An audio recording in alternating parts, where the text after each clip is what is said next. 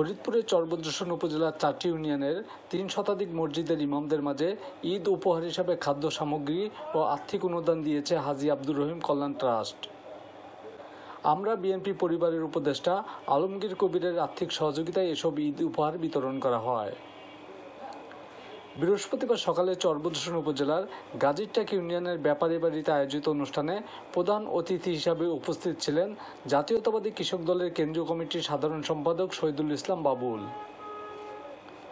আব্দুর রহিম ব্যাপারীর সভাপতিত্বে এ সময় অন্যান্যের মধ্যে বক্তব্য রাখেন বিএনপি নেতা শাহজাহান শিকদার, মোহাম্মদ আব্দুল কুদ্দুস, হরিরামপুর ইউনিয়নের চেয়ারম্যান মোস্তফা কবির, সাবেক ইউপি চেয়ারম্যান ওবায়দুল বারী দীপু খাঁ। পরে চরবদ্রশন উপজেলার 4টি ইউনিয়নের 3 শতাধিক মসজিদের ইমামদের মাঝে চাল, ডাল, তেল, চিনি সহ খাদ্য সামগ্রী এবং আর্থিক সহযোগিতা প্রদান করা হয়। কিন্তু ইমামদের কথাকে চিন্তা করে না, সবাই কিন্তু অন্যান্য চিন্তা করে, কিন্তু ইমামদের কথাকে ভাবে না। কিন্তু ভাইয়ের মনে সবসময় একটা বিকল্প চিন্তা, যারা একটু অবহেলিত তাদের নিয়ে চিন্তা ভাবনা। আর এই চিন্তা ভাবনা থেকে এই 2 বছর ধরে আমরা প্রোগ্রাম করে আসছি। এরপরে ইনশাল্লাহ আপনারা যদি সাথে থাকেন তাহলে প্রতি বছর আমরা এই প্রোগ্রাম করব।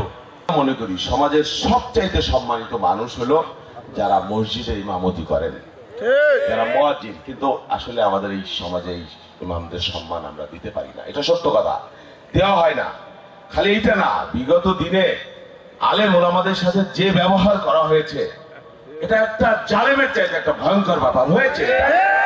এটা কোনো রাজনীতির কারণে বলছি না, আমাদের এই সমাজে যুগ যুগ ধরে শত বছর সহস্র বছর আলেম ওলারা যেভাবে সমাজ সংসারের নেতৃত্ব দিয়েছেন, শৃঙ্খলা রেখেছেন, ধর্মীয় জ্ঞান বিতরণ করেছেন একটা সামাজিক সম্পর্ক রাখবার জন্য, কিন্তু সে আলেম ওলামা এত উপেক্ষিত।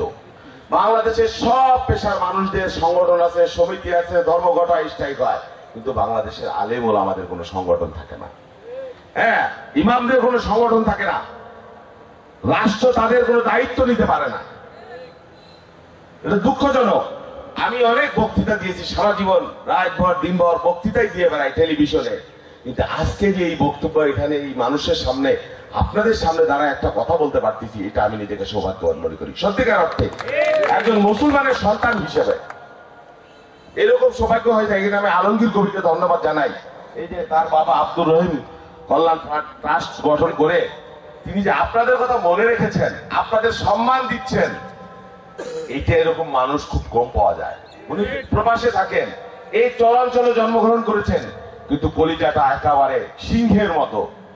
কোনদিন কাউকে নিজের অর্থের উপার্জিত হালাল রুটি যদি কোনো অসহায় মানুষ কখনো দলমত নির্বিশেষে রাজনীতির বাইরেও অসহায় মানুষ তাকে তার কাছে পৌঁছাইতে পারছে, তার ভাই বোনদের কাছে পৌঁছাইতে পারছে, খালি হাতে উনি ফেরান নাই।